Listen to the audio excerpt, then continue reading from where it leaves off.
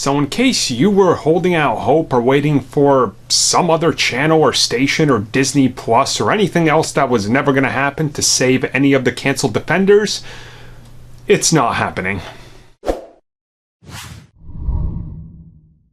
So as we recently learned from Variety, things in contracts are very difficult to get to the bottom of. But somehow Variety obviously has acquired some news and put it out there, and now we know kind of what some of the stipulations and details are within those contracts, and things aren't looking so good.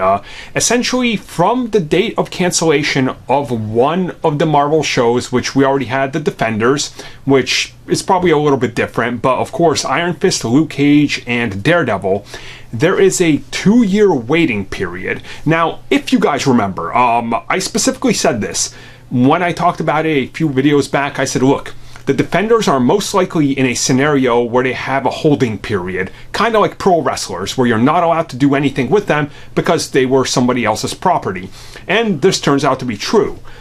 It's 2 years. So Daredevil will not be able to appear in anything else live action, any version of Daredevil, be it a reboot or Charlie Cox, for another 2 years outside of Netflix. So essentially what this does is, it kills the character. Let's be real about it, because the actors are going to move on, they're going to go somewhere, and things are going to change. Now, who's to say in 2 years they're not going to try to do another Defenders, but let's be real, that's just not how it goes, and the logistics behind that and trying to get everybody back together are monumental and confusing. You know, we see how long it took to get like the Entourage movie or Deadwood made, right? Like, forever is really the time estimate, you know, like a decade plus for some of these. So time is running out, honestly, and it'd be down to Netflix if they wanted to do something else, but that's just not going to happen because they didn't want to continue these characters anyway.